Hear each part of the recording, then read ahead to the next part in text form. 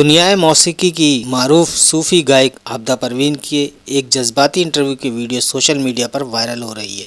मुख्तलिफ social media pages पर आबिदा परवीन की एक वीडियो वायरल हो रही है, जिसमें आबिदा परवीन अपनी ज़िंदगी में सूफिया कराम की अहमियत बताते हुए जज्बाती होते देखा जा सकता है।